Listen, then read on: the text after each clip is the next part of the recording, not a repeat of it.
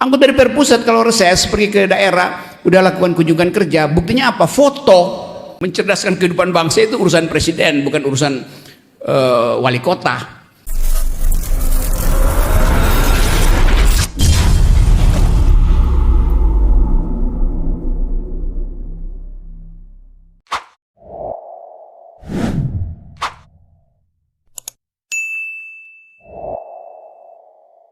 Perempuan. Izin bertanya, yang pertama itu tanggapan Bapak seperti apa terkait yang pertama? Tadi kan sempat dibahas, sebelumnya izin memperkenalkan diri, saya Tria Suryani dari Administrasi Publik. Pertanyaan pertama saya itu terkait tadi yang sempat dibahas mengenai pembangunan infrastruktur IKN. Nah, itu kan berdampak pada suhu atau polusi di Indonesia kan. Tetapi yang kita lihat dengan bertambahnya penduduk di Indonesia sendiri itu kan memerlukan tempat tinggal, wilayah tanah yang sifatnya tetap. Jadi menurut tanggapan Bapak seperti apa yang di mana hal tersebut situasinya memang dilematis, gitu kan? Terus yang kedua terkait pemilu yang mendatang. Kira-kira menurut tanggapan Bapak sendiri mengenai pemilu itu efektif atau idealnya seperti apa sistemnya? Karena yang kita lihat di tahun-tahun sebelumnya itu dan yang tadi sempat Bapak jelaskan juga disebutkan bahwa anggaran yang digunakan di pemilu sebelumnya itu terpakai banyak cuma-cuma gitu, dan pada hasilnya pun belum tentu efektif gitu sepertinya, kurang lebih seperti itu. Terima kasih. Oke, ini bagian keluh kesah. Keluh kesah soal anggaran pendidikan dan anggaran pemilu. Memang anggaran pemilu kita tinggi sekali itu. Yang sebetulnya bisa dibuat efisien ya dengan pemilu elektronik aja kan. Jadi kalau ya berapa hari lalu saya bicara dengan seorang menteri itu. Dia bilang begini, bahkan BLT itu dikorupsi oleh kepala desa tuh. Dana desa yang 1 miliar juga dikorupsi. Tetapi itu sengaja dibiarkan. Karena itu pelumas untuk main politik. Kan itu soalnya kan. Tetapi kita mesti percaya bahwa bangsa ini punya semacam standar etik yang makin lama makin bagus. Kemarin di Jawa itu ada slogan, di kampung itu ada tulisan, kami menerima serangan fajar. Udah terang-terangan. Bukan, jadi kalau orang tulis begitu artinya dia mau ledek politisi kan. Silakan kasih amplop serangan fajar, kami terima. Tapi kami nggak akan pilih itu. Jadi itu satire yang luar biasa dari kecerdasan masyarakat bawah. Kami menerima serangan fajar karena ada kesulitan ekonomi. Tapi nggak ada janji mereka akan memilih itu. Apa namanya, duit ora payu itu. Uang tak berguna, uang tak berguna, uang tak berharga, kan ada viral begituan.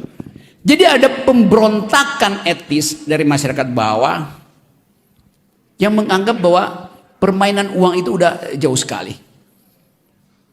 Nah itu yang kemudian terkait dengan soal sekarang, soal reformasi kepolisian, soal disiplin di dalam kemiliteran, yang orang kembali menginginkan agar supaya pulihkan satu isu besar, yaitu profesionalisme itu harusnya diutamakan sebelum orang main-main uang itu.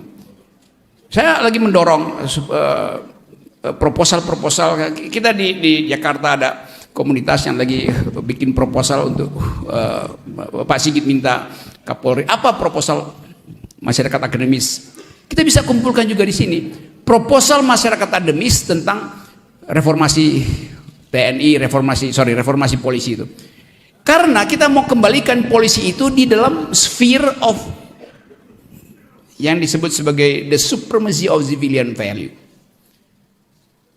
Polisi datang dari masyarakat sipil, kemudian dipersenjatai untuk memberi rasa aman itu. Nah, kasus kemarin membuat orang berpikir dari soal Malang kok jadi kacau ya.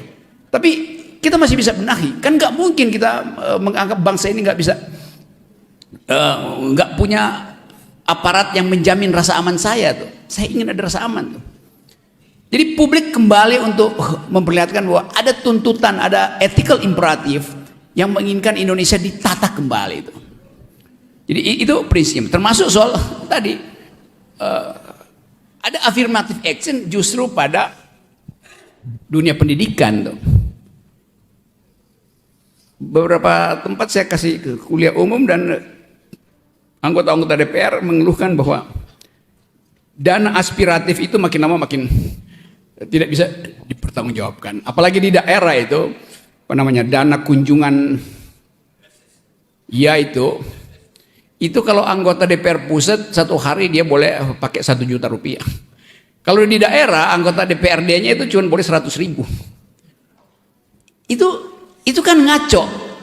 Yang harus punya dana untuk kunjungan ke konstituen justru anggota DPR di daerah. Kan anggota pusat itu nggak ada misalnya tetangga yang tiba-tiba nyelonong tengah malam ke anggota DPRD minta bantuan untuk minjem mobil karena istrinya mau melahirkan, terpaksa dikasih. Ada yang mengalami kesulitan beasiswa, anggota DPRD daerah itu yang paling tahu keadaan lokal masyarakatnya, bukan anggota DPR pusat. Anggota DPR pusat kalau reses pergi ke daerah, udah lakukan kunjungan kerja, buktinya apa? Foto aja. Dia nggak kerja, yang penting udah ada foto, bukti bahwa kunjungan kerja. Jadi ketidakadilan itu ada di dalam cara kita melihat fungsi utamanya apa itu. Pak Kapolri tentu punya kebijakan tentang keamanan, tetapi pengetahuan tentang potensi ketidakamanan ada pada Pak Kapolsek. Itu artinya pembekalan logistik, pembekalan sistem harus ada di tempat yang paling lokal. Sama dengan soal beasiswa itu. Hak dari UMI ini untuk dapat beasiswa, tetapi dianggap ini kan bukan negeri, swasta.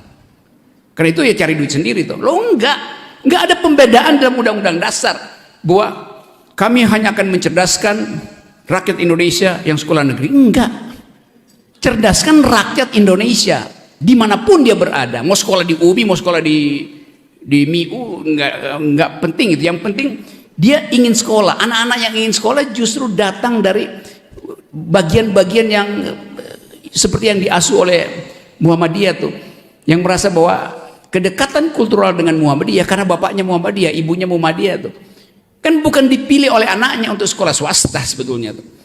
Nah karena itu dana itu mesti bisa diakses secara sama tuh.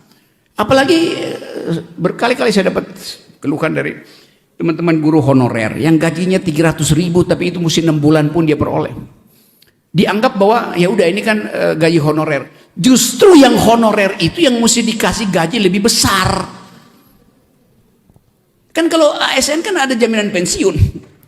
Kalau honorer nggak ada jaminan, maka dia mesti diberi gaji lebih besar. Tapi kemudian pemerintah pusat mengelak, oke, tapi itu dibebankan pada daerah tuh.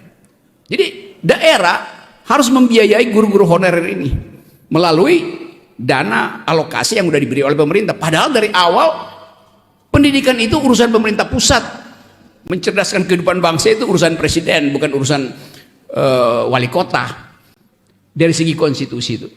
Jadi kita tuntut aja bahwa hak saya untuk cerdas harus memungkinkan saya diberi akses pada anggaran, kan itu intinya.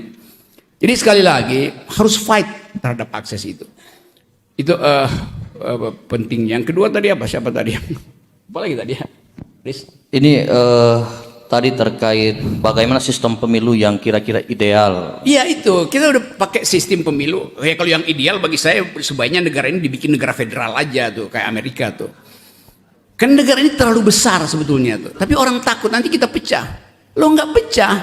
Amerika tuh nggak pernah pecah justru karena unit-unit penyelenggara itu ada di daerah, dikasih kesempatan pada daerah. Kan kita sebetulnya, misalnya kita ada DPD. Tapi DPD nggak punya kewenangan untuk buat undang-undang. Jadi mengapain ada DPD? Padahal DPD lah yang merupakan perwakilan langsung dari aspirasi rakyat. Karena dipilih langsung dari daerah tuh. Kalau anggota DPR kan dipilih melalui partai politik kan, yang udah ada tukar tambahnya, udah ada koneksi-koneksian tuh. Itu intinya tuh. Nah kalau kita ada sistem DPD, maka konsekuensinya negara federal sebetulnya lebih cocok. Kan DPD kita kan jadi kayak senator di Amerika kan. Tapi di Amerika anggota DPD, senator itu punya hak membuat undang-undang bahkan atas namanya sendiri itu. Misalnya Sakti Act, undang-undang yang disusun dengan kecerdasan rektor UMI, maka diberi nama Undang-Undang Rektor UMI untuk menghargai dia sebagai pembuat undang-undang. Itu anggota DPR di Amerika begitu, senatornya itu akan diberi penghargaan kalau dia bikin rancangan undang-undang yang pro rakyat, diberi nama dia. Kalau ini kan fraksi bikin proposal, konsultasi lagi pada ketua partai. Ketua partai ada komorbidnya, karena potensi untuk dikasih jaket orange oleh KPK, maka ketua partainya konsultasi lagi pada ketua partai yang lain tuh. Jadi itu yang membuat politik kita jadi mahal gitu, karena transaksinya banyak betul, sampai kemana-mana itu isinya transaksi. Jadi sekali lagi kita ingin pastikan bahwa ini negeri yang sedang mengalami goncangan dalam dua soal, itu kesosialan kita lagi sangat berbahaya. Setiap saat kita bisa meledak jadi kemarahan, dan itu akan menyita juga persiapan batin dari TNI, Polri yang melihat bahwa di setiap pojok kota ada ketegangan itu. Nah ini bahayanya kalau universitas tidak menumbuhkan harapan. Jadi universitas punya kemampuan untuk menumbuhkan harapan. Nah saya senang di sini ada pelajaran logika tuh, logika dasar bahkan tuh. Dan itu yang akan membuat kita mampu untuk menapis mana yang logis, mana yang ilogis itu. Nah seringkali logika itu dianggap sebagai ilmu atau pengetahuan tambahan buat SKS aja, enggak. Saya dulu udah usulkan bahwa di Indonesia mestinya dari SMP kelas 3 diajarin logika tuh. Karena itu adalah cara kita untuk berpikir sehat, reasoning. Nah itu sebetulnya poin-poin dasar bahwa pedagogi dasarnya adalah berpikir. Karena itu logika mesti. Di Prancis anak SMP itu diajarin logika. Jadi kita sebetulnya punya kemampuan melebihi negeri lain. Karena kita ada tradisi berdebat. Para pendiri bangsa ini ada pendebat ulung, walaupun mereka tidak semua lulusan universitas, tetapi mereka membaca literatur. Yang lebih penting adalah pastikan berpikir logis itu hanya dituntun oleh dalil-dalil logika, tuh, tidak dituntun oleh kepentingan politik macam-macam. Tuh. Nah, seringkali juga kacau. Satu waktu saya tanya pada salah seorang dosen logika di universitas, Anda kalau kasih nilai logika itu bagaimana? Dia bilang ya ikuti urutannya. Kalau bagus dikasih A, kalau ada kesalahan dikasih B, kalau salah banyak dikasih C. Saya bilang logika itu hanya benar atau salah gitu. Kalau Anda kasih mahasiswa Anda nilai A, artinya dia berpikir logis. Kalau Anda kasih dia nilai B, artinya dia berpikir setengah logis. Setengah logis itu artinya tidak logis. Begitu dalilnya tuh. Jadi ilmu logika itu atau Anda lulus atau tidak lulus, gitu aja gampangnya tuh. Atau dapat A atau dapat E itu. Karena nggak ada berpikir setengah logis.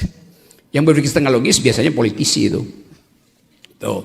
Jadi teman-teman saya kira saya cukupkan di sini. Lain kali kita bisa bicara banyak hal, tapi saya gembira bahwa Universitas Muhammadiyah Sukabumi mengambil inisiatif untuk membuka percakapan publik di wilayah akademis. Saya ingin para politisi datang ke sini diundang untuk bertengkar secara pikiran, secara konseptual. Jangan cuma majang di baliho atau bolak-balik di WC, atau tiba-tiba muncul di ATM wajahnya tuh.